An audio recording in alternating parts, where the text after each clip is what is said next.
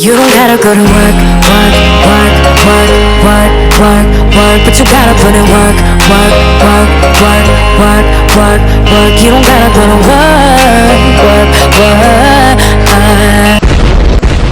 Welcome to Unsolicited, where I give my opinions on things that nobody asked me about. Now today, I'm going to be talking about the rise, the fall, the chaos, the drama, the turmoil that was Fifth Harmony. Fifth Harmony was a popular girl group that lasted from 2012 to 2018.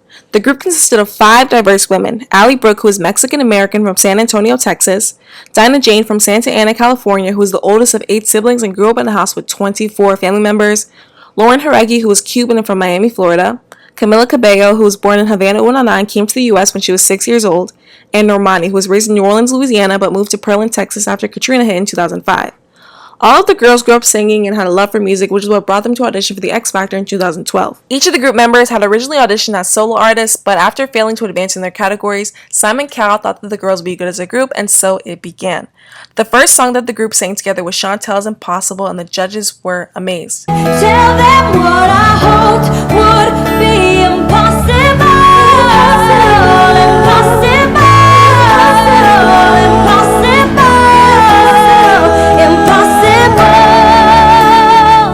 The girls had the look, they had the sound, and they just needed a name. They originally named the group Lilas, which stands for Love You Like a Sister, but turns out there was already another group with that name, and good thing because that was super corny. Then they tried to name the group 1432, which means I Love You Too, but the judges vetoed that one real quick. Then they put the name of the group in the hands of the viewers because clearly they couldn't come up with a good one themselves, and the viewers ended up voting on the name Fifth Harmony. After several amazing performances on the X Factor, the group ended up being in 3rd place, and country singer Tate Stevens actually ended up winning that season, and I hate to say it, but I do not know who that man is. After the X Factor, Simon Cowell signed the group to his label Cycle Music in a joint deal with Ellie Reed's label Epic Records. Throughout the summer of 2013, the group went on their Harmonize America tour, performing at malls across the country. They opened for Cher Lloyd, Demi Lovato, and even performed on the red carpet at the AMAs. Fifth Harmony released their first EP in October 2013 called Better Together, with the main single from that album being Miss Movin' On. Miss Movin' On peaked at 76 on the Billboards, which at the time was the highest charting song from an X Factor contestant. In 2015, they released their first full-length album called Reflection, which peaked at number 5 on the Billboards and eventually became certified gold. The hit singles from this album were Worth It featuring Kid Ink, Boss, and Sledgehammer. Boss was certified platinum, and Worth It earned a triple platinum certification, which at the time was the group's most successful song. In November of 2015, Camilla released a duet with singer Shawn Mendes called I Know What You Did Last Summer, which was her first project outside of Fifth Harmony, and low-key marked the beginning of the end. This collab was huge for Camilla, and it started the romance rumors between her and Shawn Mendes, which gave her more publicity and further elevated her career. The group then started working on their second studio album, 727, which is named after the day the group was formed in the X Factor. 2016 was a big year for the group. In February 2016, they released Work From Home featuring Ty Dolla $ign, which is the group's most successful single to date. And spoiler alert, that song has nothing to do with employment. It peaked at number 4 on the Billboard charts and was the first top 10 single from an all-girl group in over a decade.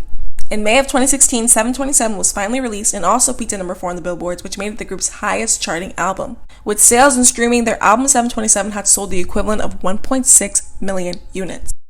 In October of 2016, Camilla was back at it again and released another project outside of the group, which was a feature on Machine Gun Kelly's song Bad Things, which actually made it to the top 10 on the Billboards.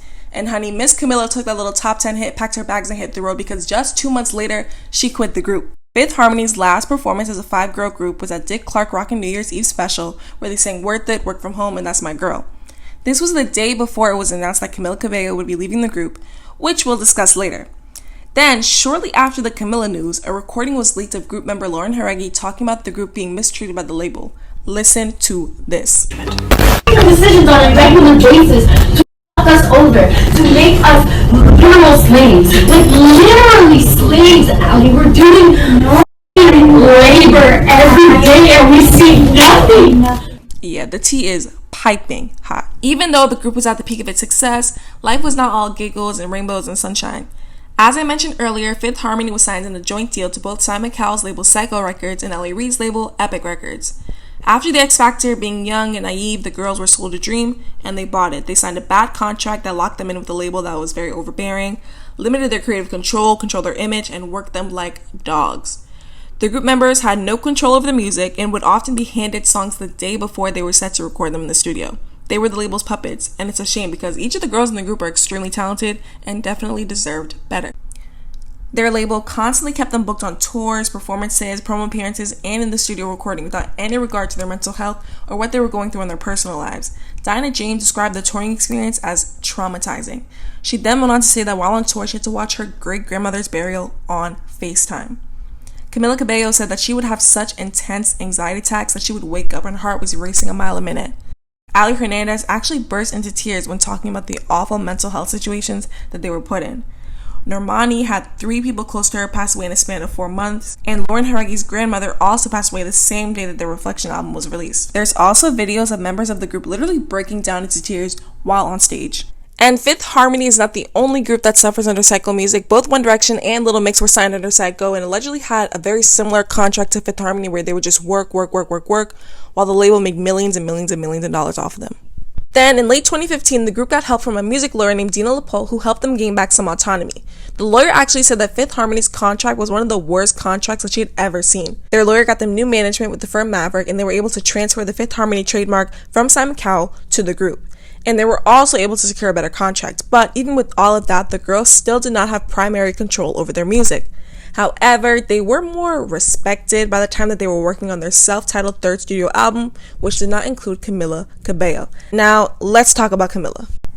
In December of 2016, Fifth Harmony's social media released this high-key passive-aggressive statement saying that they were informed through Camilla's representatives that she would be exiting the group and that nonetheless, the show must go on and they were going to move forward without her. And they signed it Love Ali, Normani, Dinah, and Lauren. After this statement was released, Camilla said, okay, bet, 2 can play this public statement game, so she released her own, where she says that she was shocked to see that Fifth Harmony's statement said that they were informed of her exit through her representatives. According to her, this was not true, and the girls knew how she felt for a while. She then goes on to say that she loves the girls and will never forget her time with them, and that she would be working on her own solo projects. And Miss Camilla Cabello had the nerve, the audacity to sign the statement, Love Only Camilla. I'm dead. And Fifth Harmony clapped back to Camilla's clapback, saying that they have made efforts to sit with Camilla and talk about the future of the group. They attempted to set up group meetings, which Camilla allegedly refused. They even organized group therapy, which Camilla did not show up to. Allegedly. Clearly, the relationship between the girls was far from perfect. Before Camilla left the group, there always seemed like there was some sort of rift between her and the girls. Allegedly, Camilla received more attention than the other girls, which caused some issues. She sang most of their songs, she has more Instagram followers than all of them combined, and even Demi Lovato singled her out and said that she shined during the X Factor days. But I feel like tonight there was only one person that shined, and it didn't click for me tonight. From my group? Demi, who was the one that clicked for you? You. Camilla? Yes, I think you guys should all learn something from her. There's also been pictures of the 4 girls hanging out without Camilla, along with many other awkward situations, like when Normani couldn't find anything nice to say about Camilla after going on about how great the other members were. Ali, we always say like sunshine just because she is literally the light. Like she's just so optimistic and she's just very encouraging. Lauren would be like my therapist. Your therapist? Yeah, I can go to her about absolutely anything and I feel like I can trust that she won't judge anything that I say. Dinah, she's like the turn up queen. She just has a good time anywhere she is. She always has her speaker blasting music. And then Camilla, she is, let's see, Camilla, very quirky. Quirky? Yeah, very quirky, cute, quirky. Okay. Yeah, Normani actually ended up getting a lot of hate from Camilla's fans for that video. So much hate that it actually turned into racism. Thankfully, Camilla defended Normani with this tweet saying that she doesn't tolerate racism, as she shouldn't. There was also a lot of speculation that there were problems within the group when a bunch of dates on their 727 tour were canceled with no explanation. There was also a VMA after party where the other members of the group were allegedly seen leaving the party when Camilla arrived. On another occasion, Camilla left the stage during the middle of their concert in St. Louis, claiming that she was having too much anxiety and couldn't finish. During this same concert, Camilla was accused of pushing her fellow group member Lauren Haraghi, but none of the members of the group have confirmed if this is accurate or not. There was so much noticeable turmoil within the group that there are multiple compilations on YouTube documenting the subtle, shady moments. Really Okay. like you. Okay. This kind of Inspired me musically, but I think specifically the artist that inspired me to songwrite was Taylor Swift. So many of her lyrics, and they connected with me so much, and I just love the idea of, writing music to be a soundtrack for your Starting January 2017, both Fifth Harmony and Camilla Cabello went on their separate New Year, New Me plans. In January 2017, Fifth Harmony made their first appearance as a foursome at the People's Choice Awards looking cute in this pink. Then in February of 2017, Camilla did some interviews speaking to magazines about her departure, where she said that Fifth Harmony wasn't the maximum expression of herself. She also said that she rocked the boat when she started pushing for the group to write their own songs, and then she went on to say how she and the girls are not on speaking terms anymore and that makes her sad. Fifth Harmony also did a few interviews that year where they talked about how they were doing better than ever, living their best lives. They said that they were so in sync with each other and that there were no secrets in their circle, clearly throwing subtle shade at Camilla. In May of 2017, Fifth Harmony released their first single without Camilla called Down featuring Gucci Mane, and Camilla also released her first solo single called I Have Questions. By August of 2017, Camilla had unfollowed all the girls on Instagram, and to this day, none of the girls follow Camilla, and she doesn't follow them either. Later that month, Fifth Harmony performed to be amazed, and this happens. They really yeeted Camilla off the stage, bruh. I'm dead. After this performance, Ally Brooks said that the purpose of throwing the fifth member off the stage was to show that the four of them are Fifth Harmony and that they didn't need to find a new member. Nonetheless, Camilla said in an interview that the performance actually hurt her feelings. Fifth Harmony went on to release a few more singles after Camilla left and stayed together up until March of 2018 when they announced that they would be taking a hiatus for an indefinite amount of time to do solo projects. This was definitely the best decision that the girls could have made for their solo careers because being in that group was literally not going to do anything for them. I think that all of them are made to be solo artists and have so much talent and so much potential and so much to offer that Fifth Harmony just couldn't provide for them. And they all auditioned for the X Factor as solo artists. I don't think it's anybody's dream who has a talent to grow up and be in a girl group. No, everyone wants to be solo. So, what are the members of Fifth Harmony up to today? Currently, Camilla's solo career has been the most successful of all the girls. She has released 2 albums. Her debut album, Camilla, went platinum, and she's had major success with her hit singles Havana and Senorita. She hasn't released music in a while, but she is set to star in the 2021 musical Cinderella, and she's currently dating singer Shawn Mendes, which tends to keep her in the tabloids. Normani is a fan favorite, and after Fifth Harmony's hiatus, she collabed with multiple artists like Calvin Harris, Six Black, Sam Smith, and Khalid. In August of 2019, she released her first single, Motivation, which was received very well, as well as the video for the song where everyone was amazed by her dancing skills, especially when she bounced that basketball off her bootay. The song made it to the top 40 of the billboards, and Normani is often referred to as the Beyonce of the group and definitely has so much potential to succeed. She just needs to release some new music, be consistent, and get a stronger push from her label. Lauren Haregi has collabed with several artists like Ty Dolla $ign and Halsey, and has released a few solo singles of her own. Her debut single, Expectation, was released in October 2018. She also co-wrote and performed the song Invisible Chains for the Birds of the Prey soundtrack in February of 2020. Her most recent singles, Lento, which is a bop, and 50 Feet were released in 2020, and Lauren has said that she is currently working on an album. Ally Brooks, just like the other members, has collabed with various artists.